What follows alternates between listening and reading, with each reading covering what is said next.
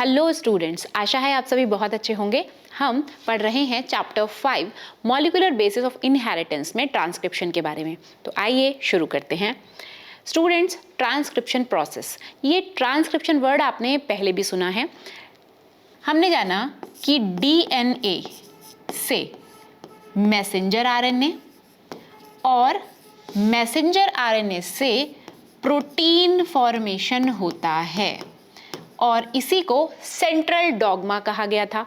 अब डीएनए से messenger RNA का जो बनने का ये प्रोसेस है, इसे कहा जाता है ट्रांसक्रिप्शन,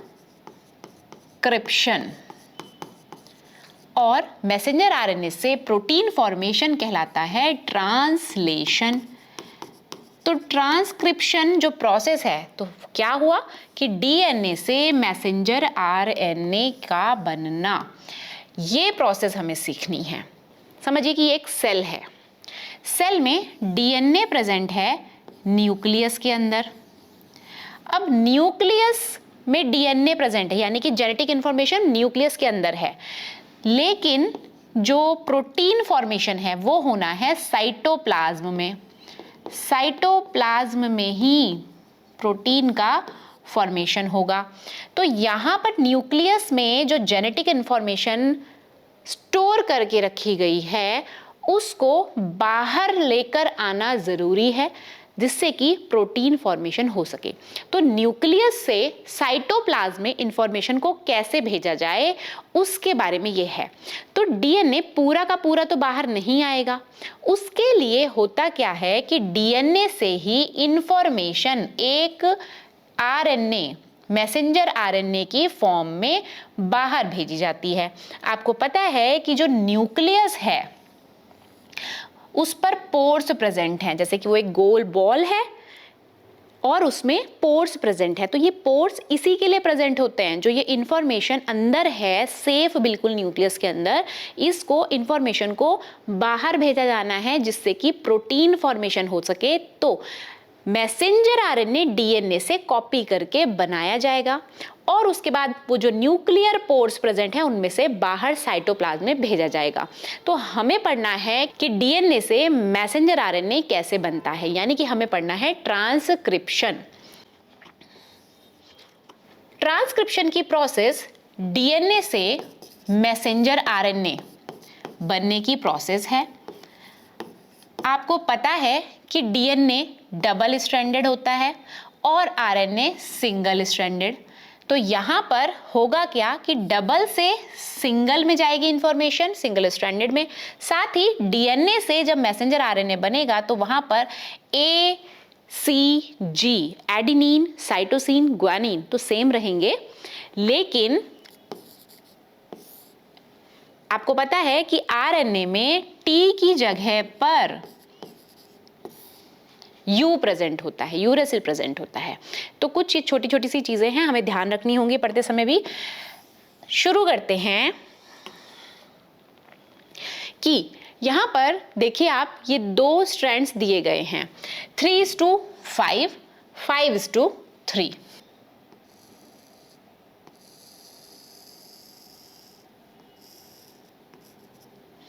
यहां पर 5:3 स्ट्रैंड जो दिया गया है, इसे कोडिंग स्ट्रैंड कह रहे हैं। 5:3 वाले को ध्यान देना है। 3:5 स्ट्रैंड जो है इसको टेम्पलेट कहा जाता है। डीएनए जिसके साथ ट्रांसक्रिप्शन की प्रोसेस होनी है, यानी कि उसके एक स्ट्रैंड की कॉपी तैयार होनी है, मैसेंजर आरएनए बनना है। होना क्या है ट्रांसक्रिप्शन की प्रोसेस में कि आपको पता है कि ये है डीएनए। डीएनए में डबल स्ट्रैंड्स प्रेजेंट है, तो 3:5 स्ट्रैंड जो प्रेजेंट है ना, ये वाला, इसके कॉम्प्लीमेंट्री मान लीजिए 5:3 है।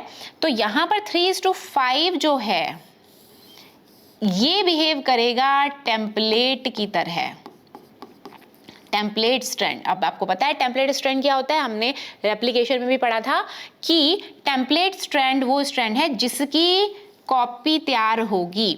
तो यहाँ पर इसकी कॉपी करके मैसेंजर आरएनए तैयार होने वाला है।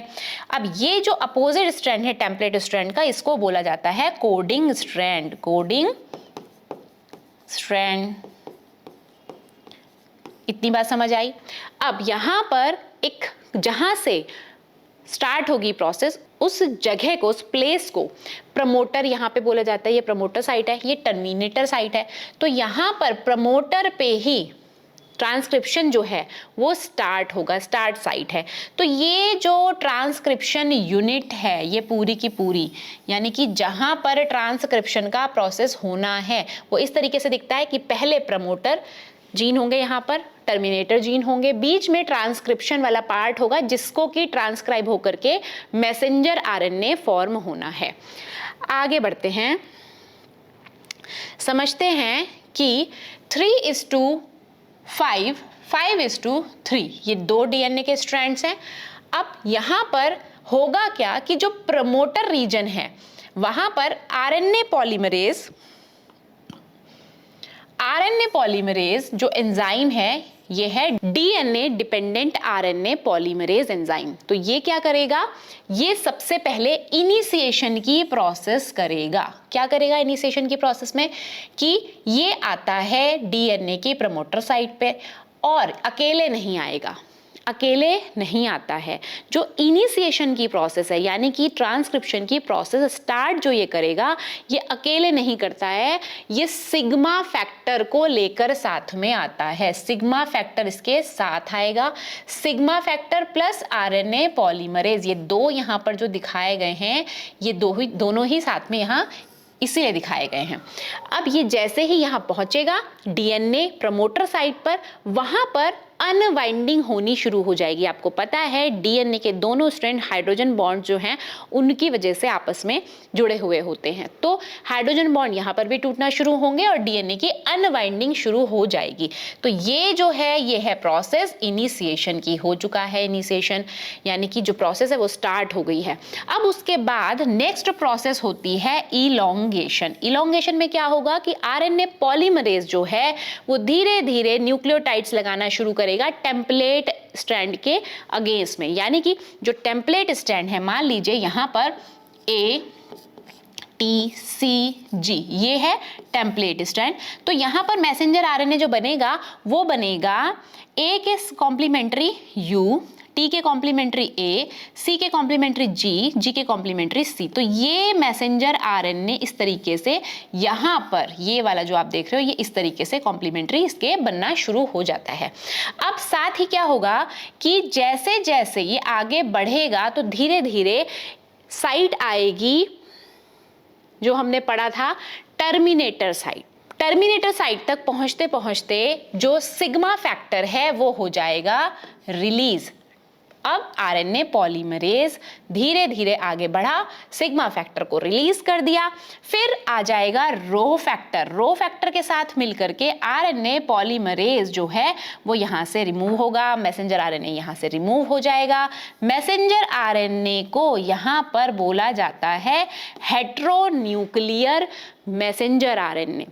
मैसेंजर आरएनए को बोला जाता है हेट्रोन्यूक्लियर आरएनए। तो ये अभी न्यूक्लियस के अंदर है, तो यहाँ पर ये मैसेंजर आरएनए जो है ये अभी इमेच्योर आरएनए है, इसको मैसेंजर आरएनए प्रिकर्सर भी बोला जाता है। तो यहाँ पर ध्यान देने की बात ये है कि टर्मिनेशन की जो प्रोसेस है वो रो फैक्टर की वजह से हो पाई और ये थर्ड है। तो हमें समझ में आया कि जो टर्मिनेशन की प्रोसेस है ये 3 पार्ट्स में हो रही है। पहला इनिशिएशन। इनिशिएशन पॉलीमरेज एंजाइम करता है सिग्मा फैक्टर के साथ में मिलकर। इलोंगेशन में न्यूक्लियोटाइड्स ऐड हो रहे हैं, वहां आपको ध्यान देना है कि जितने भी थायमीन है उनकी जगह पर यूरेसिल लगना है। अब मैसेंजर आरएनए धीरे धीरे बनने लगा, उसके साथ ही टर्मिनेशन साइट जब आती है तो रो फैक्टर की हेल्प से यहाँ पर प्रोसेस टर्मिनेट हो जाती है और मैसेंजर आरएनए हो जाता है रिलीज।